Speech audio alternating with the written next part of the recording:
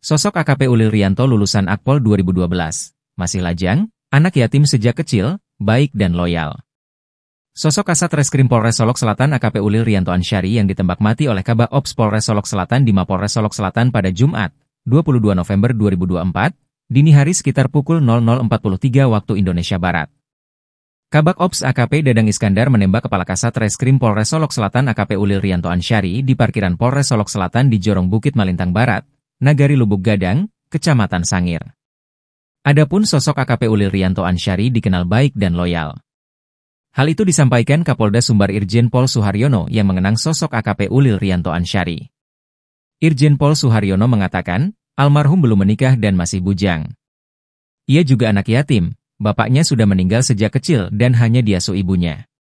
Pastinya karirnya sangat bagus, perjalanan karirnya sangat hebat, kata Irjen Pol Suharyono dilansir dari Tribun Padang, Jumat, 22 November 2024. Irjen Pol Suharyono mengatakan Kasat Reskrim Solok Selatan AKP Ulil Rianto Ansyari anak yang baik, anak yang respek. Loyalnya tinggi, sehingga begitu saya perintahkan tuntaskan habis tambang ilegal yang Maragalian C tanpa izin, dia sudah mempunyai prestasi tinggi di bulan terakhir ini, katanya. Kabid Humas Polda Sumbar, Kombes Pol Dwi Sulistiawan membenarkan bahwa telah terjadi penembakan yang diduga dilakukan oleh Kabak Ops Poldes Solok Selatan itu. Iya, benar telah terjadi penembakan, untuk kasusnya masih tahap penyelidikan, perkembangan akan disampaikan, katanya dalam keterangan, Jumat, 22 November 2024.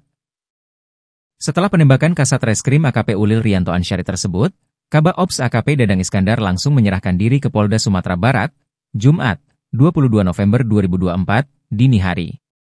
Setelah menembak Kasat Reskrim, Kabak Ops dengan mobil dinasnya langsung menyerahkan diri ke Polda Sumbar, ujar dia.